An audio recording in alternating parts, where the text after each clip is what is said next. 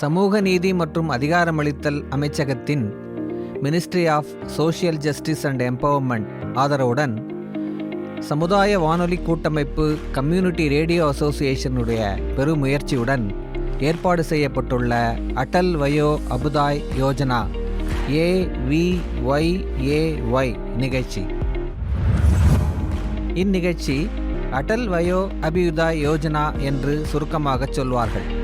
மூத்தோருக்கு முதல் வணக்கம் என்னும் முதியோர் நலத்திட்டங்கள் பற்றிய விழிப்புணர்வு தொடர் நிகழ்ச்சியின் 7ஆம் பாகத்தில் நாம் இணைந்திருக்கின்றோம். ஒவ்வொரு நிகழ்ச்சியிலும் பாரத் தாத்தாவும் அவரது பேத்தி லட்சுமியும் முதியோர் நலத்திட்டங்கள் பற்றி கலந்துரையாடி வருகின்றனர். இந்த நிகழ்ச்சியில் ஆக்கப்பூர்வமான மற்றும் பயனுள்ள முதுமையை ஊக்குவிப்பதற்கான திட்டங்கள் பற்றி பேசுகிறார்கள். வாங்க கேட்கலாம். சமூக நீதி மற்றும் அதிகாரமளித்தல் அமைச்சகத்தின் ஆதரவுடன் சமுதாய வானொலி கூட்டமைப்பு ஹமாரா புசுருக் ஹமாரா அபிமான், நமது முதியோர்கள் நமது பெருமை என்ற நிகழ்ச்சியின் மற்றொரு அத்தியாயத்தை உங்களிடம் கொண்டு வந்துள்ளது. அடல் வயோ அபியுதாய் யோஜனா திட்ட அடிப்படையில் நாடு முழுவதும் 200 சமுதாய வானொலி நிலையங்கள் பல்வேறு மொழிகள் மற்றும் பேச்சு வழக்குகளில் மத்திய அரசின் திட்டங்களை பற்றிய விரிவான தகவல்களை உங்கள் வீடுகளுக்கு வழங்க முயற்சி செய்கின்றன. உங்களது மதிப்புமிக்க ஆழ்ந்த கருத்துக்களை உங்கள் பகுதியில் கொண்டு வருவதில் எங்கள் வானொலி நிலையம் எவ்வளவு பயனுள்ளதாக இருக்கிறது என்பதை உங்கள் கடிதங்களும் அழைப்புகளும் வெளிப்படுத்துகின்றன. நீங்கள் அல்லது உங்கள் குடும்ப பெரியவர்கள் அவர்களுக்காக வடிவமைக்கப்பட்ட இந்த திட்டங்களால் பயனடைவீர்கள் என்று நாங்கள் நம்புகிறோம். இந்திய அரசின் சமூக நீதி மற்றும் அதிகாரமளித்தல் அமைச்சகம் ஒரு முக்கிய துறையாகும். இது மாற்றுத்திறனாளிகள், பிற்படுத்தப்பட்ட மற்றும் மிகவும் பிற்படுத்தப்பட்ட வகுப்பினர், முதியவர்கள் மற்றும் பிற சிறப்பு குழுக்களுக்கு புதிய திட்டங்களின் மூலம் தொடர்ந்து பயனளிக்கிறது.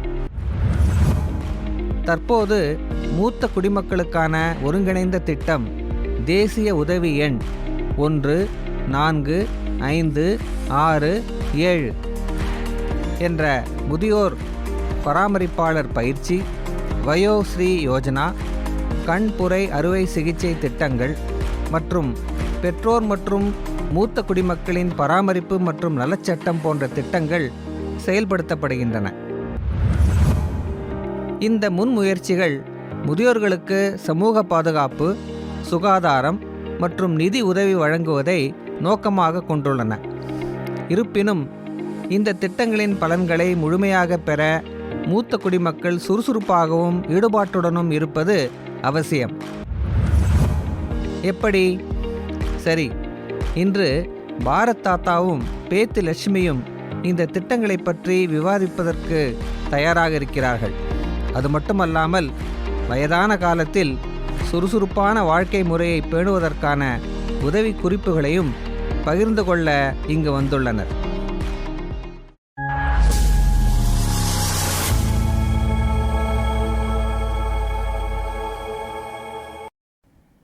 பாட்டிமார்கள். காலநேர கணக்கற்ற உன் அழுகைக்கு அவள் மட்டுமே புரிந்து கொண்ட அகராதியில் தொகுக்கப்படாத அர்த்தங்கள். காலநேர கணக்கற்ற உன் அழுகைக்கு அவள் மட்டுமே புரிந்து கொண்ட அகராதியில் தொகுக்கப்படாத அர்த்தங்கள். தவறி விழுந்தபோதெல்லாம் வாசற்படியோடும் தெருவில் இடறி விழச் செய்த பருக்கை கல்லோடும் அவள் செய்து வைத்த சமரசங்கள். தவறி விழுந்தபோதெல்லாம் வாசற்படியோடும் தெருவில் இடறி விழச் செய்த பருக்கை கல்லோடும் அவள் செய்து வைத்த சமரசங்கள். முழுதாய் மொழி அறியாத வயதில் நீ கண்ணுறங்க அவள் சொல்லி தீர்த்த கணக்கற்ற கதைகள். முழுதாய் மொழி அறியாத வயதில் நீ கண்ணுறங்க அவள் சொல்லி தீர்த்த கணக்கற்ற கதைகள். காலம் மறந்து விளையாடி வீடு திரும்புகையில் உன் வருகை எதிர்பார்த்து ஏங்கிக் கிடந்த பார்வைகள். உன் பசி தீராமல் தன் பசி அடங்காதவள். வலிகளை, துன்பங்களை, வாழ்நாளை மாற்றிக்கொள்ள வகை செய்து இயற்கை படைத்திருந்தாள். வலிகளை, துன்பங்களை, வாழ்நாளை மாற்றிக்கொள்ள வகை செய்து இயற்கை படைத்திருந்தால் இன்று உனக்கு பாரமாய் இருந்திருக்க மாட்டாள் மூத்து தளர்ந்த தாய். அரசின் திட்டமான அடல் வயோ அபியுதய யோஜனா திட்டத்தின்படி நமது பெரியோர்களே நமது பெருமை என்பதை உணர்வோம். அவர்களை போற்றி பேணி காப்போம்.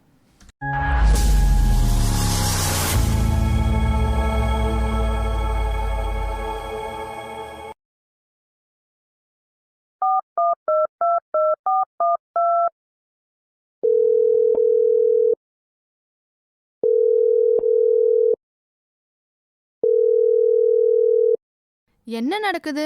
நானும் காலையில இருந்து ஃபோன் பண்ணிட்டு இருக்கேன். ஆனா யாருமே எனக்கு பதில் கொடுக்க மாட்றாங்க. அம்மா, தாத்தாக்கு ஏதோ பிரச்சனை போல இருக்கு. நானும் காலையில இருந்து அவர்கிட்ட பேசலான்னு பார்க்கறேன். ஆனா அவரு ஃபோனையே எடுக்கல.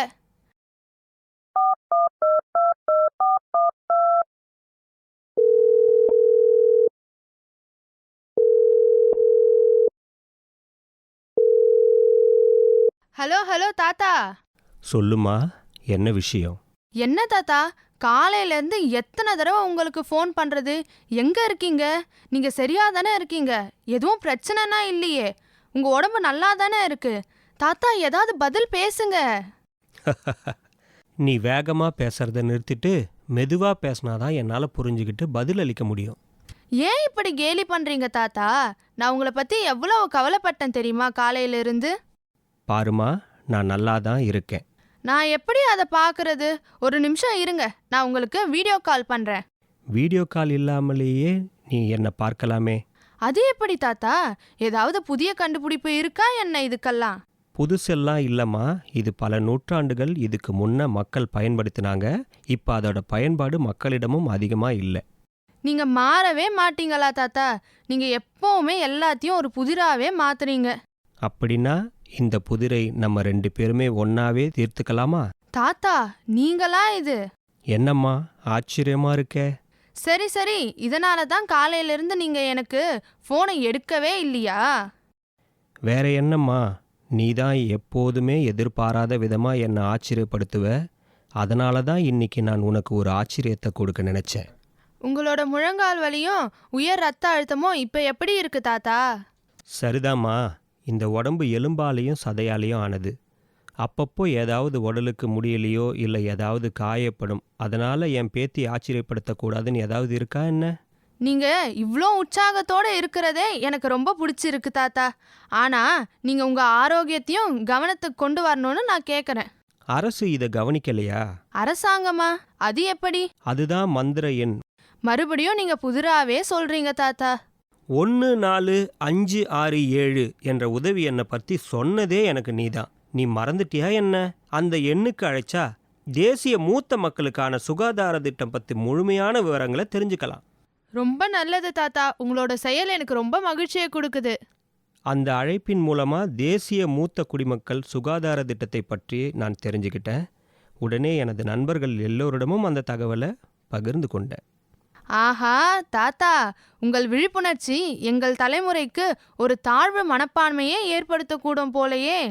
உங்களையெல்லாம் பார்க்கும்போது எனக்கு மகிழ்ச்சியாக இருக்கு. உங்கள் வயசில் எங்களுக்கு அந்த அளவு அறிவு இல்லை. அதே மாதிரி பல வேலைகளையும் நாங்கள் கையாளவும் இல்லை. காலத்துக்கேற்ப நம்மள நாமளே மாத்திக்கிட்டு இருக்கணும் தாத்தா. சரியா தான் சொன்னேன். அதனால தான் என்ன நானே மாத்திக்க வந்திருக்கேன். நான் மற்றவங்களையும் தொலைபேசி மூலமா அழைக்கிறேன். அதுக்கப்புறம் நீங்க உங்க மென்பொருள் பயிற்சியை தொடங்குங்க. அதுவரை நீங்க ஏன் கொஞ்சம் ஓய்வு எடுக்க கூடாது? ஓய்வு எடுக்கணுமா? யாருக்கு தேவை ஓய்வு? நான் 3 மணி நேரமா கார்லேயே தான் உட்கார்ந்துட்டு இருக்கேன். நான் இங்க ஓடியது போல இல்லையே. உங்களை நம்பவே முடியல தாத்தா. இந்த வயசுலயும் இவ்வளவு சுறுசுறுப்பா மற்றவங்களுக்கு ஒரு நல்ல எடுத்துக்காட்டா இருக்கீங்க. நீங்க மறுபடியும் வேலை செய்ய புதிய கணினி மென்பொருளை கத்துக்கிட்டு இருக்கீங்கன்னு நான் என்னோட நண்பர்கிட்டலாம் சொன்னேன். அவங்க கிட்ட சொன்னபோது அவங்க மிகவும் மகிழ்ச்சி அடைந்தாங்க. அதை பத்தி உங்களுக்கு தெரியுமா? நான் தான் மகிழ்ச்சியா இருக்கிற லக்ஷ்மி. என்னோட வேலையில இருந்து ஓய்வு பெற்ற 4 வருடங்களுக்கு பிறகு மீண்டும் பணியை தொடங்குவது ஒரு புதிய கதையோட தொடக்கமா நான் உணர்கிறேன். தாத்தா, நீங்க உங்க பணியில இருந்து தான் ஓய்வு பெற்றீங்க, வேலையில இருந்து இல்ல. நீங்க தான் எப்பவுமே வேலை செஞ்சுட்டே தானே இருக்கீங்க. ஆமாம்மா, குழந்தைகளுக்கு ஒரு நாளைக்கு 1 மணி நேரம் அல்லது 2 மணி நேரம் மட்டும்தான் கற்றுக் கொடுப்பேன். மீதி நாள் முழுக்க சும்மா தான் உட்கார்ந்துக்கிட்டு இருப்பேன். இப்படிப்பட்ட வேலைகளெல்லாம் என்ன பயன் இருக்கு? அதுதான் தாத்தா எல்லாம். அதனால தான் நான் உன்னை ஆச்சரியப்படுத்துறதுக்காக இங்கே வந்திருக்கேன். இல்ல தாத்தா, நீங்க புதிய மென்பொருளை கத்துக்கிறதுக்காக வந்திருக்கீங்க. அது குழந்தைங்களோட நல்லதுக்காகத்தான். அவர்களுக்காக சரியான வழியில் கணினி திறனை கற்றுக் கொடுக்க கிராமத்தில் யாருமே இல்லை. இந்த மென்பொருள் அவர்களுடைய தொழில் வாழ்க்கைக்கு உதவும். இப்போது அவர்கள் அனைவரும் இங்கு வர முடியாது. நீங்கள் நீண்ட நேரம் அங்கே இருக்கவும் முடியாது.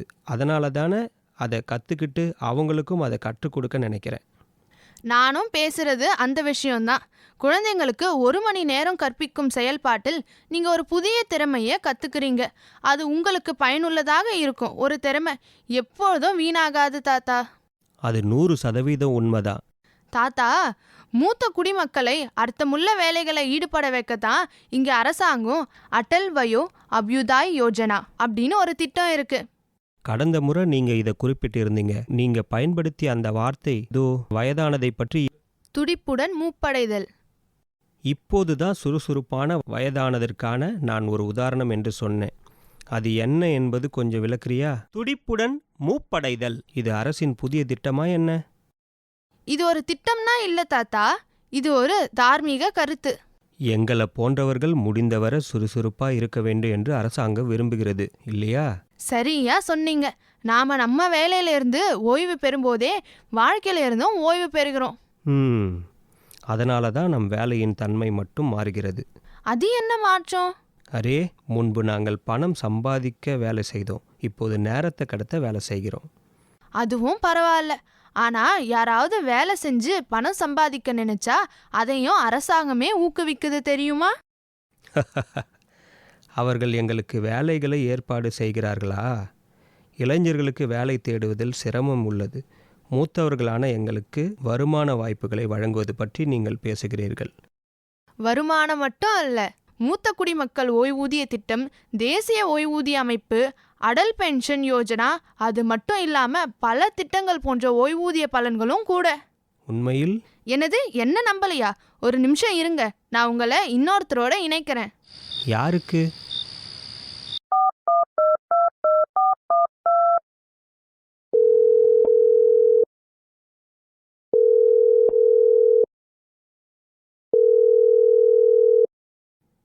வணக்கம் சார், நான் லக்ஷ்மி பேசுகிறேன்.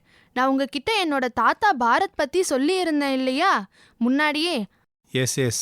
அவரும் நம்மளோட தொடர்பில் தான் இருக்காரு. அவருக்கு உங்ககிட்ட சில கேள்விகள் கேட்கணும்னு நினைக்கிறாரு.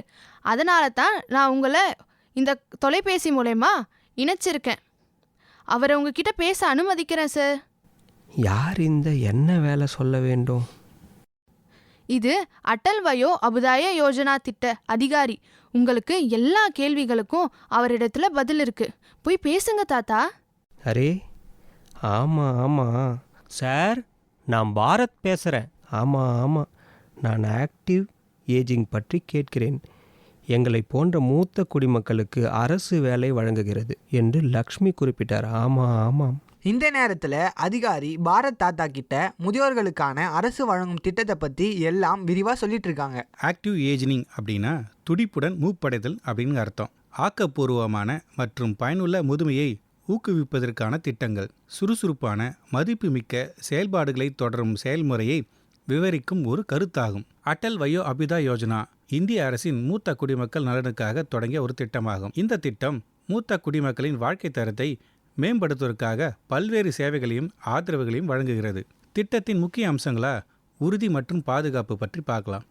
இது அவர்களின் உடல் ஆரோக்கியத்தையும் மனநலத்தையும் சமூக பங்களிப்பையும் மேம்படுத்துதலை குறிக்கிறது. இதன் மூலம் மூத்த குடிமக்கள் சுயமரியாதையுடனும் செயல்படக்கூடிய ஆற்றலுடனும் வாழ முடியும். அடுத்து உடல் ஆரோக்கியம். யோகா, நடைப்பயிற்சி, உடற்பயிற்சி போன்ற தினசரி செயல்பாடுகளில் ஈடுபடுதல். ஆரோக்கியமான உணவு பழக்கங்கள் மற்றும் தன்னலமற்ற வாழ்க்கை முறை. அடுத்து மனநலம். மன அழுத்தம் குறைக்கும் செயல்பாடுகளில் ஈடுபடுதல், மெடிடேஷன், குடும்ப உறவுகள் மற்றும் நண்பர்களுடன் நெருங்கிய தொடர்பு ஏற்படுத்துதல். அடுத்ததாக சமூக பங்களிப்பு.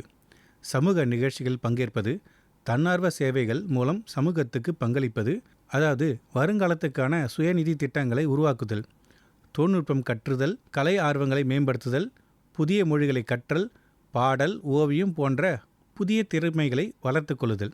வாழ்க்கையின் ஒவ்வொரு தருணத்தையும் உற்சாகமாக அனுபவிக்க முடியும். முதியோர்கள் வாழ்க்கையின் இறுதி கட்டத்திலும் ஆரோக்கியமாகவும் சுயமரியாதையுடனும் சமூகத்தில் எந்த ஒரு முக்கிய பங்கினராகவும் வாழ முடியும்.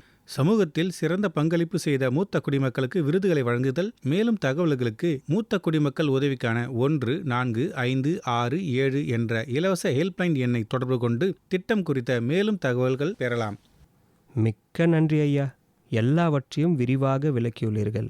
மீண்டும் வேலை செய்ய உந்துதலாகவும் உணர்கிறேன். இங்க பாருங்க தாத்தா, என்னோட நண்பர்களும் இப்ப இங்க தான் இருக்காங்க. ஹலோ தாத்தா, நான் இப்போ உங்களோட வகுப்புகளை தொடங்க ஆரம்பிக்கலாமா? குழந்தைகளே, நான் உங்களைப் போல் புத்திசாலி இல்லை. எனக்கு கணினியின் அடிப்படைகள் மட்டுமே தெரியும். எனக்கு கற்றுத்தருவீர்களா? தாத்தா, புத்திசாலித்தனத்தை பற்றியெல்லாம் எனக்கு சொல்ல முடியாது. ஆனால் நீங்கள் விருப்பத்தோடு இருக்கீங்க தாத்தா, அதுவே போதும் எனக்கு. உங்களை போன்ற குழந்தைகளை பார்ப்பது எனக்கு தேவையான அனைத்து ஆற்றல்களையும் தருகிறது. நான் சற்று தாழ்வாக உணரும் போதெல்லாம் இங்குள்ள லக்ஷ்மி குண்டு என்னை உலுக்கி ரீசார்ஜ் செய்கிறது. தாத்தா, லக்ஷ்மி எங்ககிட்ட நீங்க ஏதோ கணக்கு அலுவலகத்துல வேலை செஞ்சதா சொன்னா. ஆமாம், அதுதான் சரி. அப்படின்னா உங்களுக்கு இந்த வரிகள், பங்குச்சந்தைகள், நாட்டின் நிதிநிலை அறிக்கை தாக்கல் என்ற பட்ஜெட்டு, அதை பற்றிலாம் அனைத்துமே தெரிந்திருக்க வேண்டுமே. நான் செய்கிறேன், ஆனால் ஏன் கேட்கிறீர்கள்? நீங்கள் ஏதோ புத்திசாலியே இல்லைன்னு சொன்னீங்க. ஆனால் எங்களை பாருங்க, நாங்கள் எல்லாம் கோச்சிங் வகுப்புக்கு போயும் இந்த பாடத்தில் வெறும் தேர்ச்சி மதிப்பெண் தான் பெற்றோம். ஆனால் நீங்கள் கணக்கு மற்றும் வரிகள் விஷயத்தில் ரொம்ப எளிமையாக கையாளுறீங்க. ஓ, அது அவ்வளவு கடினம் அல்ல. எங்களுக்கு எப்பவுமே ரொம்ப சலிப்பாவே இருக்கு. அதனால தான் நீங்கள் நன்றாக ஸ்கோர் செய்யவில்லை. ஏனென்றால் உங்களுக்கு அதில் ஆர்வம் இல்லை. நாங்கள் தான் அதை கட்டாயத்தின் பேரில் படிக்கிறோமே தாத்தா. உங்களுக்கு தெரியுமா, நான் பல நேரம் என் ஆசிரியர் நடத்திட்டு இருக்கும்போது கடைசியில் உட்காந்து தூங்கிட்டு தான் இருப்பேன். ஆரம்பத்தில் இது சலிப்பாக தோன்றலாம், ஆனால் நீங்கள் அதை புரிந்து கொள்ள ஆரம்பித்தவுடன் எதுவும் சுவாரஸ்யமானது அல்ல. எங்க கிராமத்துல என்னோட பாரத் தாத்தா குழந்தைங்களுக்கு பொருளாதாரம் பற்றியெல்லாம் சொல்லித்தர ஆரம்பிச்சிருக்கார் என்று சொல்லியிருக்கேன். அது மட்டும் இல்லாம இதனால அந்த பசங்க மதிப்பெண்களை கூட ரொம்பவே வித்தியாசமா எடுக்கிறாங்க, அதாவது ரொம்பவே அதிகமா எடுக்கிறாங்க. அப்படின்னா ஒரு ஒப்பந்தம் செய்து கொள்ளலாமா? கொடுக்கல் வாங்கல் ஏற்பாடு. இதை பற்றியெல்லாம் நான் உங்ககிட்ட சொல்லியிருக்கேன்ல. நீங்கள் என்ன சொல்ல வரீங்கன்னு எனக்கு சுத்தமாக புரியலை. நீங்க எங்களுக்கு வரிகளை பத்தி சொல்லிக் கொடுங்க, பதிலுக்கு நாங்க உங்களுக்கு கணினி திறன்களை பற்றி கற்பிக்கிறோம். அட அட, என்ன ஒரு அருமையான ஒப்பந்தம் இது. தயவு செஞ்சு தாத்தா இதை ஒத்துக்கோங்க. ஆனால் தாத்தா தான் கிராமத்தில் இருக்காரு, அவரால் உங்களுக்கு எப்படி ரொம்ப நேரம் சொல்லித்தர முடியும்? அதெல்லாம் ஒன்றும் இவ்வளோ பெரிய பிரச்சனை இல்லை தாத்தா. தொழில்நுட்பத்துக்கு ஏற்றவாறே இருக்கிறார். அதனால் அவர் எங்களுக்கு வகுப்புகளில் தூரத்திலிருந்து கூட நடத்த முடியும். நான் சொல்கிறது சரிதானே தாத்தா? ஒப்பந்த வேலை செய்யலாம். நீங்கள் எனக்கு கற்பிப்பீர்கள், நான் உங்களுக்கு கற்பிப்பேன். அட அட, தாத்தா இப்படி சொன்னது எங்களுக்கு பெரிய கொண்டாட்டம் போல தான் இருக்குது. ஆனால் இதுக்காக என்னால் உங்களுக்கு விருந்தெல்லாம் வைக்க முடியாது. ஆனால் ஒரு ஒப்பந்தம் வேணா நம்ம நிச்சயம். அது எப்படி? ஏதாவது சாப்பிடுவது மூலமாகவா என்ன? நம்ம சாப்பிடலாம், ஆனால் அதுக்கு முன்னாடி நம்ம கொஞ்சம் பாட்டெல்லாம் பாடலாமா? சரி, அப்ப சொல்லுங்க, நான் இப்போ எந்த பாட்டு உங்களுக்கு கேட்கறதுக்கு வைக்கட்டும்? பாட்டை கேட்கலாம் போடுறதில்ல, நம்மளே பாட போகிறோம். என்னது, பாட போறீங்களா? யாரு பாட போறா? நீ மட்டும் பாட்டு பாடுனா நாங்க எல்லாம் எங்க காதை மூடிக்குவோம். லக்ஷ்மி, நீ கொஞ்சம் பாட. லக்ஷ்மி நல்லா தான் பாடுவேன், ஆனால் என்னோட தாத்தா அதை விட சூப்பராக பாடுவார் தெரியுமா? ஐயோ, நான் ஒரு காலத்தில் கிராமத்து குழுவுடன் பாடுவேன். இப்போது அவ்வளவா இல்லை. தயவு செஞ்சு பாடுங்க தாத்தா. உண்மையான கிராம இசை பாடெல்லாம் நேர்ல கேட்க வாய்ப்பு கிடைக்குமா என்ன? சரி சரி. தாத்தா, நாங்கள் லக்ஷ்மியோட ஃப்ரெண்ட் மட்டும் கிடையாது, உங்களுக்கும் இப்போ ஒரு ஆசிரியர்.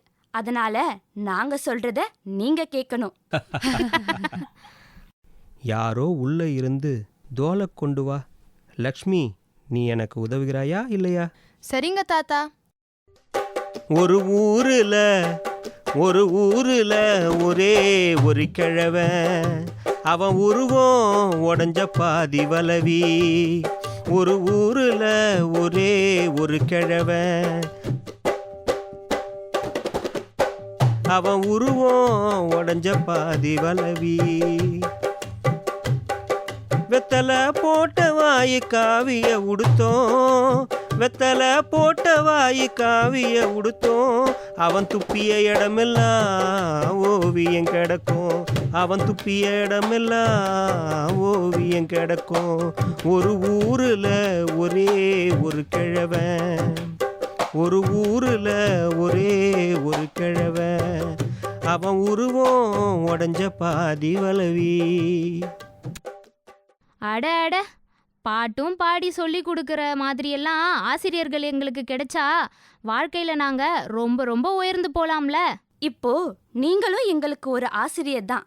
தாத்தாவுக்கு பாடும்போதும் வேடிக்கையா இருக்கும்போதும் கற்றுக் கொடுக்கணும். ஒருவேளை பாடுவது மற்றும் நடனமாடாமல் இருக்கலாம், அதனால் நான் உங்களுக்கு கதை மூலம் கற்பிக்க முடியும். ஆஹா, இன்னிக்கே இந்த வகுப்பு ஆரம்பிக்கலாமா? ஆமாம் தாத்தா, தயவு செஞ்சு ஆரம்பிங்க. சரி சரி, கவனமாக கேளுங்கள். ஒரு கிராமத்தில் ஒரு வயசான அம்மா இருந்தாங்க. அவங்களுக்கு 2 குழந்தைங்க. அதில் பெரிய பையன் இறந்துட்டாரு. அதுக்கப்புறம் சின்ன பையன் வாழ்வாதாரத்தை தேடி பட்டணத்துக்கு போயிடுறாரு. போனதுக்கு அப்புறம் அவங்க அம்மா மட்டும் தனியாக இருக்காங்க. பையன் பட்டணத்துக்கு போன கொஞ்ச நாள்லேயே ஒரு நாள் இரவு முன்பின்னே தெரியாத ஒருத்தர் வீட்டுக்கு வராரு. அந்த அம்மா வீட்டு வாசலில் வந்து கதவை தட்டி அன்னைக்கு இரவு மட்டும் தங்கிக்கிறதுக்கு இடம் கிடைக்குமான்னு கேட்குறாரு. அந்த அம்மாவும் சரி வாங்க தங்கிக்கங்க அப்படின்னு சொல்கிறாங்க.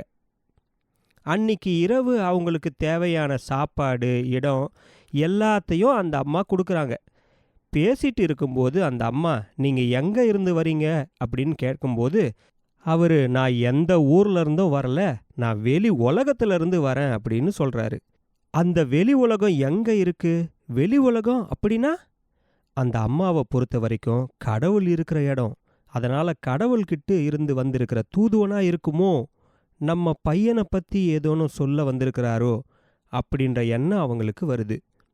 அதனால் தன்னோட பையன் எப்படி இருக்கான் அப்படின்னு தெரிஞ்சுக்கிறதுக்காக அவங்க என்ன பண்ணுறாங்கன்னா, வந்திருப்பவர்கிட்ட என்னோட பையன் நீங்கள் பார்த்தீங்களா, அவனும் கடவுள்கிட்ட இருக்கிறான்னு நான் நினைக்கிறேன், அவனை என்னைக்காவது பார்த்தீங்களா அப்படின்னு கேட்கும்போதே அவர் என்ன சொல்கிறாருன்னா, உங்கள் பையனுக்காகத்தான் நான் வந்தேன், உங்கள் பையனும் நானும் ஒரே இடத்துல தான் இருக்கோம், உங்கள் பையன் கடவுளோட அன்னப்பறவைகள் எல்லாம் மேய்க்கிற வேலையில் இருக்காரு, அந்த அன்னப்பறவைகள் எல்லாம் சொல்கிற பேச்சை கேட்கவே கேட்காது, எதனா ஒரு முள்புதருக்குள்ளே போய் ஒளிஞ்சுக்கிட்டு இருக்கும், அதை தேடி பிடிச்சிட்டு வர இவன் ரொம்ப கஷ்டப்படுறான், அதனால் அவனுடைய துணியெல்லாம் கிழிஞ்சு போயிடுச்சு, அதனால் அவனுக்கு புது துணி எடுத்துகிட்டு போகணும், வேறு துணி செருப்பு எல்லாம் வாங்கிறதுக்கு அவனுக்கு கொஞ்சம் பணம் தேவைப்படுது, அதனால் அந்த பணத்துக்காகத்தான் நான் இங்கே வந்தேன் அப்படின்னு சொல்கிறாரு.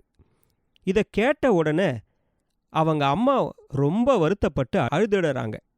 நம்ம பையனுக்கு உதவும் என்பதற்காக அவங்க கிட்ட இருக்கிற துணி காசு எல்லாத்தையுமே கொடுக்குறாங்க. அடுத்த நாள் காலையில் கொடுத்தது எல்லாத்தையுமே வாங்கிட்டு போயிட்டு வரேன்னு சொல்லிட்டு போகிறாரு. அவர் போன 2 நாளில் பட்டணத்துக்கு போன பையன் திரும்பி வரான். திரும்பி வந்து அவன் சாப்பிட்டுக்கிட்டு இருக்கும்போது அவங்க அம்மா வந்து இது மாதிரி ஒரு விஷயம் நடந்தது, உன்னுடைய அண்ணன்கிட்ட இருந்து ஒருத்தர் வந்தார், அண்ணனுக்கு பணம் துணி எல்லாம் தேவைப்படுதுன்னு கேட்டதுக்கு கொடுத்தோம் அனுப்பியிருக்கேன். அதை கேட்டதும் அந்த பையனுக்கு கோவமாக வருது. கோவத்தில் அம்மாவை திட்டுறாங்க, கொஞ்சமாவது உனக்கு அறிவு இருக்கா, செத்து போனவங்க எப்படி திரும்பி வருவாங்க, செத்து போன உன்னோட பையன் வந்திருக்கான்னு சொல்லி துணியெல்லாம் கொடுத்து ஏமாந்துட்டியே அப்படின்னு கேட்குறாரு. இப்படியே நீ பண்ணிட்டு இருந்தனா நான் சம்பாதித்தது எல்லாம் நீ செலவு பண்ணுவேன்னு சொல்கிறாரு. யார்கிட்டையாவது இப்படி பண்ணி ஏமாந்துடுவேன், நான் கடங்காரனாக மாறிடுவேன், அதனால் நான் ஊருக்கே போயிடுறேன், பட்டணத்துக்கே போயிடுறேன், இனிமேல் என்னை கூப்பிடாத அப்படின்னு சொல்லிட்டு கோபத்தில் கிளம்புறார். அந்த அம்மா ரொம்ப வருத்தப்பட்டு, உண்மைதாம்மா, ஒரு அம்மா மனசுலேருந்து பார்க்கும்போது பையனை பற்றி கேட்கும்போது ரொம்ப மனசு கஷ்டமாக போயிடுச்சு, அது அம்மா பாசத்தில் பண்ண தவறு, என்னை மன்னிச்சிடு, இதுக்கு அப்புறம் பண்ண மாட்டேன் அப்படின்னு சொல்கிறாங்க. இந்த உலகத்தில் இருக்கிற பாதி பேர் இப்படி தான் இருக்காங்க, முட்டாள்களாக தான் இருக்காங்க, ஏன் இப்படி பண்ணுறீங்க அப்படின்னு திரும்பியும் அவன் திட்டுறான். அவங்க அம்மா இதுக்கப்புறம் இந்த மாதிரியெல்லாம் நடக்காது அப்படின்னு சொல்லும்போது அவன் திட்டிக்கிட்டே போயிட்டு இருக்கான். கிளம்பி போகும்போது, உன்னை விட பெரிய முட்டாளை பார்த்தா நான் திரும்பி வரேன் அப்படின்னு சொல்லிட்டு அவன் போய் விடுகிறான். போகிற வழியில் ஒரு ஜமீன்தார் வீட்டை அவன் பார்க்குறான். அந்த வீட்டுக்கு வெளியில் நிறைய ஆடுகள் நிற்குது. திடீர்னு அவன் ஏதோ யோசனை வந்து ஆட்டுக்கு முன்னாடி போய் நின்று பேசுகிறான். அவன் உக்காந்து பேசிக்கிட்டு இருக்கிறத மாடியிலிருந்து ஜமீன்தாரோட மனைவி வந்து ஜன்னல் வழியாக பார்க்குறாங்க. பார்த்துட்டு வேலைக்காரியை என்னன்னு பார்த்துட்டு வா அப்படின்னு அனுப்பி வைக்கிறாங்க. இவன் கிட்ட வந்து நீங்கள் என்ன பண்ணிக்கிட்டு இருக்கீங்க அப்படின்னு கேட்கும்போது அவன் இது என்னோட இறந்து போன மனைவியோட தங்கச்சி அப்படின்னு சொல்கிறான். என்னோட மனைவி வந்து ரொம்ப முடியாமல் இருக்காங்க, அவங்க கடைசியாக அவங்க தங்கச்சியை பார்க்கணுன்னு சொன்னதால் நான் தேடி வந்தேன். இங்கே வந்தபோது தான் நான் கண்டுபிடிச்சேன். அதனால் அவங்களோட தங்கச்சி கூட்டிகிட்டு போகத்தான் நான் காத்துக்கிட்டு இருக்கேன். அதனை கேட்கும்போது அவன் ஒரு பைத்தியக்காரன் நினச்சிட்டு அவனை அனுப்புறதுக்காக பார்க்குறாங்க.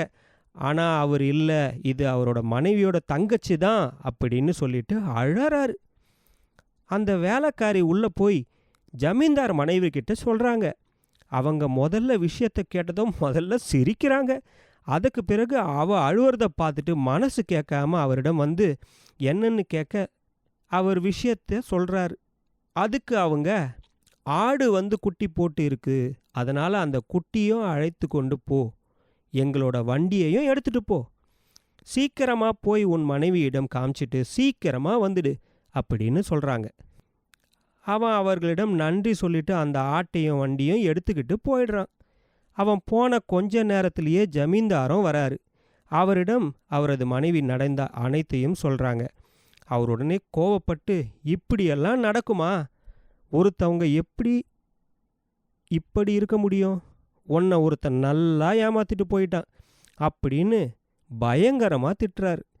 அதுக்கப்புறம் நான் கொஞ்சம் தூரம்தான் போயிருப்பான் என்று அவரும் பின்னாடியே குதிரை எடுத்துக்கொண்டு போய் பார்க்கிறார். அந்த பையன் போன வழியிலேயே போகிறாரு. கொஞ்ச தூரத்தில் அந்த ஆடியெல்லாம் எடுத்துகிட்டு போன பையனுக்கு சந்தேகம் வருது, நம்மளை யாராவது பின்தொடர்ந்து வருவாங்களோ. அதனால் அந்த ஆட்டையும் வண்டியும் ஒரு இடத்துல மறைச்சி வைக்கிறான். அதுக்கு பிறகு ஒரு மரத்தடியில் உக்காந்து இருக்கிறான். அந்த வழியாக வந்த ஜமீன்தார் இவனை பார்த்துட்டு, இந்த வழியாக யாராவது வண்டியில் ஆட்டோட போகிறாங்களான்னு கேட்குறாரு. அதுக்கு, ஆமாம், இந்த வழியாக தான் போனாங்க, என்னிடம்தான் வழி கேட்டாங்க, இப்படியே போனால் ஒரு மார்க்கெட் வரும் அப்படின்னு சொன்னான். அதற்கு பிறகு அந்த ஜமீன்தார் வந்து நடந்த விஷயத்த மொத்தமாக சொன்னார். மார்க்கெட்டில் காட்டி, வித்துட்டா நீங்கள் எப்படி கண்டுபிடிப்பது என்று கேட்கிறான். பார்த்தேன் அப்படின்னு சொன்னான். அதற்கு அந்த ஜமீன்தார், என்னுடைய குதிரையை எடுத்துட்டு போய் அந்த பையை எங்கே இருந்தாலும் பிடிச்சிட்டு வா, நான் பின்னாடியே வரேன் அப்படின்னு சொல்கிறாரு. அதுக்கு அவன், இல்லை, என்னால் முடியாது, என்னால் போக முடியாது அப்படின்னு சொல்கிறான். அதற்கு அந்த ஜமீன்தார், நான் உனக்கு 1000 ரூபாய் தரேன், எனக்காக இந்த வேலையை செய் அப்படின்னு சொல்கிறார். இப்போ தான் நான் கஷ்டப்பட்டு பருந்தை பிடிச்சி வந்திருக்கேன், நான் போயிட்டு வந்து பருந்து பறந்து போயிடாதா, அதனால தான் நான் போக மாட்டேன் அப்படின்னு சொல்கிறான்.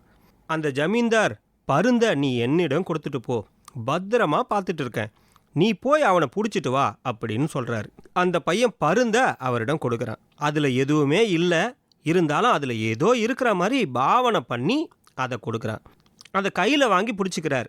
அதுக்கு பிறகு அவர் அந்த 1000 ரூபாயையும் அந்த குதிரையையும் தூரத்தில் மறைச்சி வச்சிருக்கிற ஆட்டையும் வண்டியையும் அவன் எடுத்துக்கிறான். அவன் வீட்டுக்கும் போயிடுறான். அந்த அம்மா அவனை பார்த்ததும் ரொம்ப சந்தோஷமாயிட்டாங்க.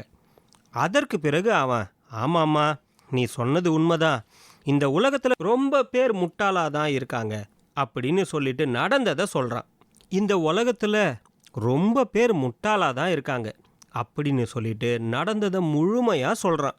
அதற்கு அந்த அம்மா, பொருளே நமக்கு தேவையில்லை, நம்மளை ஏமாற்றிட்டு இருக்கக்கூடாது, இதெல்லாம் யார்கிட்டேருந்து எடுத்து வந்தியோ அவங்கக்கிட்டேயே கொடுத்துடு அப்படின்னு சொன்னாங்க. அப்படின்னா அந்த பையன் எல்லாத்தையும் திருப்பி கொடுத்துட்டானா? அதை நீங்கள் முடிவு பண்ணிக்கங்க, ஆனால் கதை இங்கே முடியுது.